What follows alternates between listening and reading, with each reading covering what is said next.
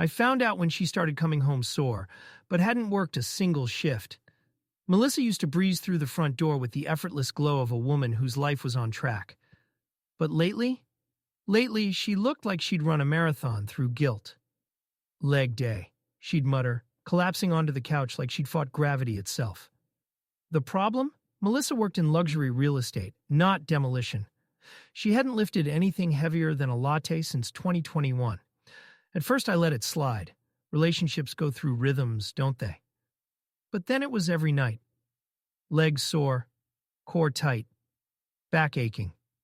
All without a single showing logged in her calendar. She claimed she was doing extra sessions with Zane, her trainer, the one she talked about with the enthusiasm of a teenage girl at a boy band concert. Zane Hollis. The name sounded like a punchline before I even knew the joke. Twice divorced, over-tanned. One of those human protein shakes who called himself a mindset architect. I'd seen his type 100 times. He flexed for compliments and winked like it was currency. The man probably had more abs than books in his house. But I didn't scream. I didn't accuse. That's not my style. I watched. I waited. She came home sore.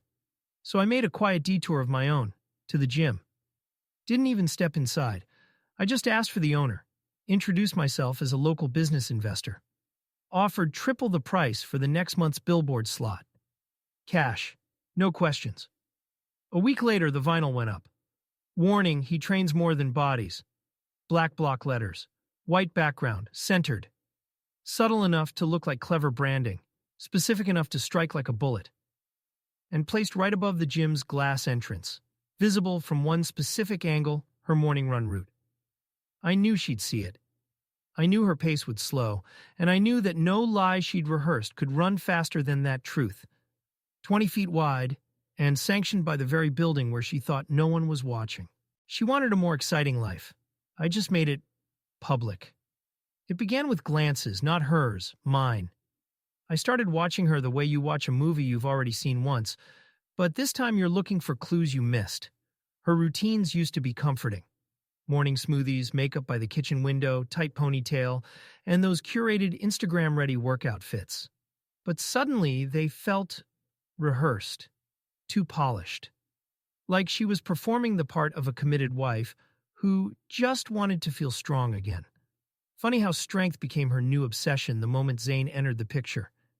She'd started mentioning his name like seasoning, just enough to seem casual, just enough to plant the seed that he was nothing more than a trainer.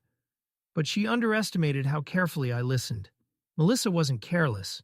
She was strategic. She only spoke of Zane when she needed a decoy for her soreness. Zane killed me today, she'd say with a soft laugh, wincing just enough to sell it. Once she even limped dramatically after sitting too long at dinner. I offered help, and she waved it off with a grin. Don't worry, just glutes. That's when I started keeping notes. Nothing obsessive, just cataloging. Every missed appointment she claimed to reschedule. Every text she shielded with a sudden tilt of the phone. Every time she came home late from a cool-down sauna. I checked her shared calendar on the cloud. Her training sessions kept shifting times, and Zane's name showed up again. On Venmo. Multiple times. Different amounts. Always followed by emojis. A strawberry. A peach. Once a lightning bolt. Melissa never used emojis with me. One night while she showered, I checked the guest bathroom. Her usual gym bag was there, unzipped, damp towel still inside. I reached in, hesitating for half a second, before pulling out her phone, left face down on the counter. Locked. Of course. But I didn't need her phone. Her smartwatch was charging 2 feet away. It buzzed once. I tapped the screen. Text preview from Zane. Same time tomorrow. Loved last night. No gym emoji. No winking face. Just words. Direct, familiar, intimate. I didn't get angry. Not yet. That wasn't my game. Instead, I stood there with the quiet weight of confirmation pressing down on my chest. There was something satisfying about the clarity of betrayal when all the cloudy doubts burn off, and you see it plainly. It was happening, and she thought I hadn't noticed. I placed the watch back on the charger like nothing had happened. She came out of the bathroom moments later, damp hair wrapped in a towel, humming something upbeat. I smiled. Asked if she wanted wine. She said yes, said I was sweet, kissed me like nothing in her world was on fire. Later that night, while she scrolled through Instagram beside me in bed, I stared at the ceiling fan, letting it slice the silence into quarters. That's when the idea first came. Not rage, not confrontation, but poetry. I wouldn't stoop to her level. I'd rise above it and make sure she had to look up to see the truth. I started researching outdoor advertising the next morning. Billboard locations, foot traffic patterns, local gym affiliations. I even visited her gym anonymously, pretending to inquire about a couple's membership. Zane wasn't in that day, but I made sure to ask for him by name. The receptionist smiled and nodded. He's one of our busiest trainers. I'll bet he is. By the end of the week, I had my evidence, my strategy, and my signature move forming. I wasn't going to confront her in the kitchen or cry into my bourbon like some cliché. Melissa ran from truths. I was going to plant one right in her path. And wait. The thing about revenge is that it tastes better when it's planned like a 5-course meal. Slow, rich, and with just the right amount of spice. I wasn't after chaos. I wasn't going to scream or throw her things out on the lawn. That's not how you haunt someone. Instead, I built it. Step 1. Anonymity. I created a Shell LLC, something generic, Grant Strategies LLC, and registered it as a local marketing firm. It didn't need to do anything except make the transaction look clean. A company purchasing ad space is forgettable. A betrayed husband? Now that's gossip. But I didn't want gossip. I wanted theater, a production with just one spotlight and one audience member. Step 2. Access. I reached out to the gym's advertising liaison. They had a local Billboard contract already in place. Monthly rotations, prime real estate, 10 feet above the parking lot, visible from the sidewalk, and angled perfectly toward anyone jogging by.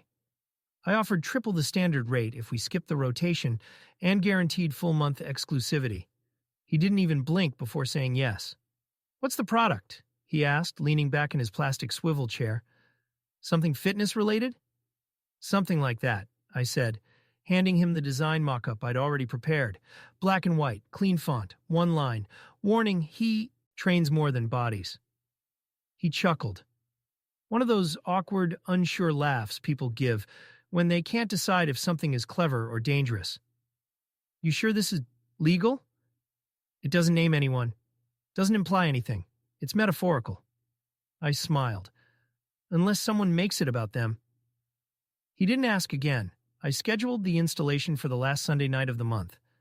Melissa always ran early Monday mornings. It was routine. Headphones in, tempo steady, cutting through the sunrise with her perfect stride. That route was part ego, part therapy. She didn't just run, she displayed. That billboard wasn't just positioned above her gym, it was positioned inside her life. A silent judge standing over her new beginning. While she was out shopping that weekend, probably buying another pair of seamless leggings for her sessions, I sat at the kitchen island and watched the Billboard crew's live traffic cam feed. They worked quietly, hoisting the vinyl canvas into place with methodical ease. It was like watching a curtain rise on a stage I had built with my own hands. That night she came home glowing, humming to herself, her cheeks flushed from a long sauna session, or maybe just from Zane. I didn't say a word. She went to bed early. I stayed up, watching, waiting, and smiling. Because tomorrow morning the lie she'd been living would no longer be whispered behind closed doors. It would be printed, 10 feet tall, in permanent ink, right where the whole city could see it. Monday mornings had never felt this good.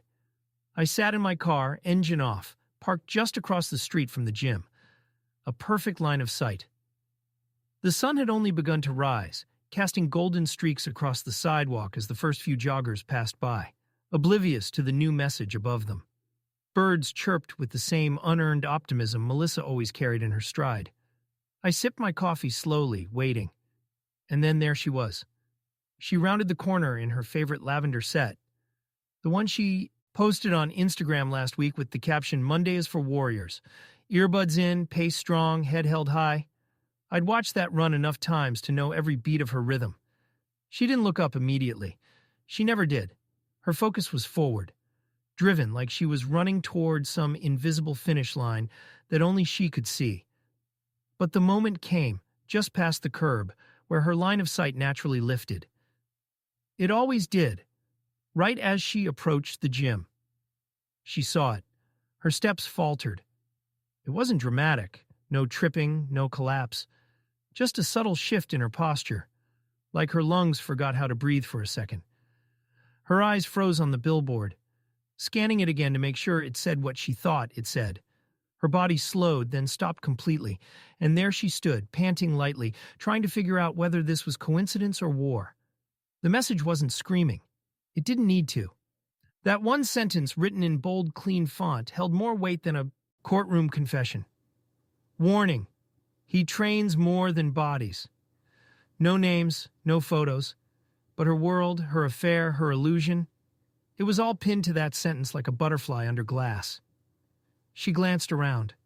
A pair of gym-goers, standing outside, spotted the sign and whispered something to each other. One of them looked at her. Just a second too long. Melissa's gaze dropped.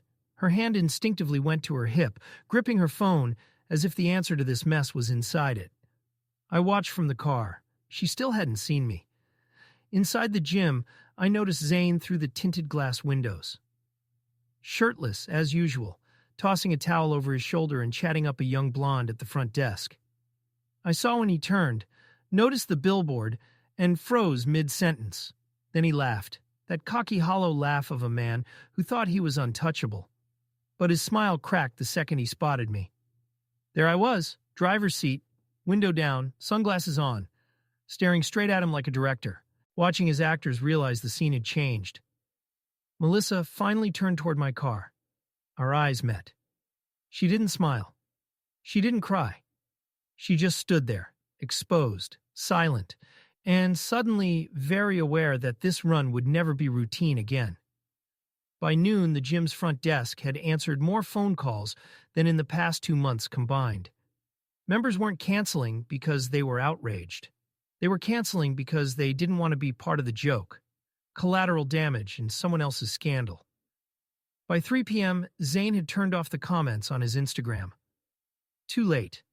Screenshots were already circling local Facebook groups, Reddit threads, and a viral TikTok titled "Gym Trainers Gone Wild" that stitched his photo with a clip of the billboard. His carefully curated persona, the tanned flirt, the alpha guru, was unraveling in real time. And Melissa? She waited until almost 7 p.m. to text me. Just one word. Really? I stared at the screen for a second, let the silence stretch out, before responding. Then I typed, "What? Cardio's not enough truth for you?" She didn't reply. The next morning, the gym owner called me. Politely, tense. He asked if I planned to renew the ad. I said no. One message was enough. He exhaled, relief flooding his voice. It got people talking, he admitted, but, not the kind we advertise for. That was the point. Melissa didn't come home that night. Or the next. She tried to maintain dignity in the silence, which only made her unraveling more dramatic. Her version of damage control came in the form of muted Instagram stories, green smoothies, Pilates classes, forced selfies with captions like, "leveling up." But she couldn't run a mile without seeing that billboard in her head. She couldn't post a single thirst trap without wondering if people were zooming in, laughing behind screens. The billboard stayed up for 2 weeks. It did its job. On the final day before it was changed out, I drove by one last time. Not to gloat, just to mark the end of something. I rolled down the window, let the wind carry out the last trace of her perfume from my car's upholstery. Crews were already there, prepping the next ad, something for a summer drink brand. Bright, forgettable. Just how most people wanted their lives to be. But some messages linger longer than the vinyl that holds them. This one had legs. It was already legend. As I drove away, I passed a couple walking their dog. The woman pointed up, said something to her partner, and they both laughed, not because they knew me, but because the truth, when written right, is universal. Back home, I poured a drink. sat in the chair she never liked, looked at the empty glass across from me and felt nothing. Not rage, not heartbreak, just peace. She had wanted excitement. She got exposure. I had wanted justice. I got poetry. And in a city of strangers, Melissa Grant would never outrun that sentence.